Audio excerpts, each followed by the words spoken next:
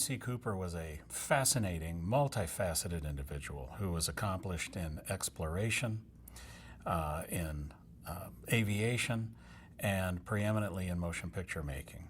Started making documentaries in faraway places like Siam and in Persia during the 1920s, and is best known for his role as creator, producer, and co-director of the classic 1933 version of King Kong.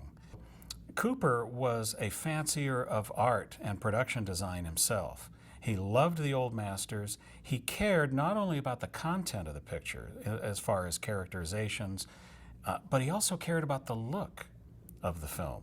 Composer Max Steiner has often been referred to as the dean of film musicians and perhaps the founder of modern film music. He had come from Vienna, was a child prodigy, had done orchestrations and arrangements on Broadway during the 1920s, along with another composer, Alfred Newman, who went to 20th Century Fox.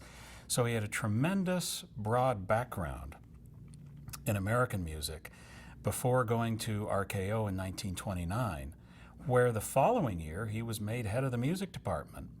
And it's there that he really began to write the book, as it were, or the score, on modern film scoring, with The Most Dangerous Game in 1932 at RKO, but certainly everyone took notice with his tremendous score for King Kong in 1933. What was so innovating about what he did? He assigned musical motifs or themes to individual characters, so that as you watch the film and characters are introduced into the film, they have their own little theme. So he could invoke that theme when that character either comes onto the screen or is mentioned, much like leitmotifs in opera.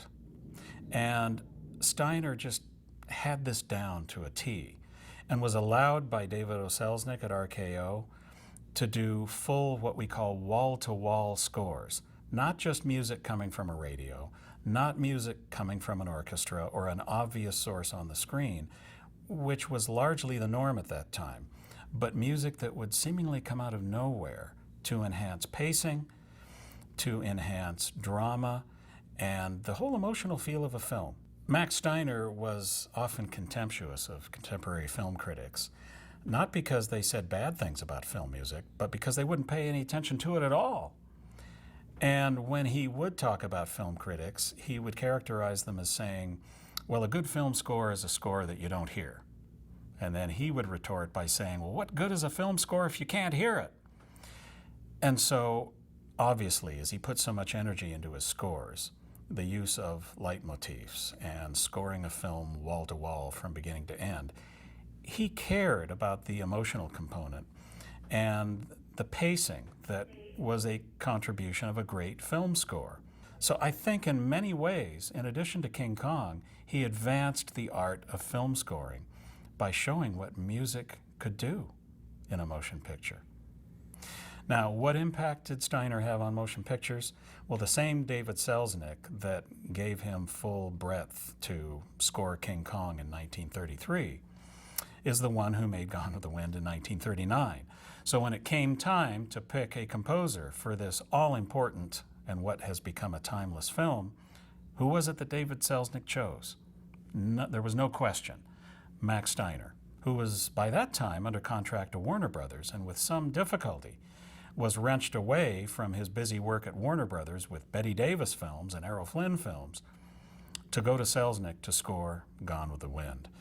And then he went later on for films like Now Voyager and Since You Went Away and The Treasure of the Sierra Madre and, of course, The Searchers. So an incredible career that went up to 1965 for this three-time Academy Award-winning composer.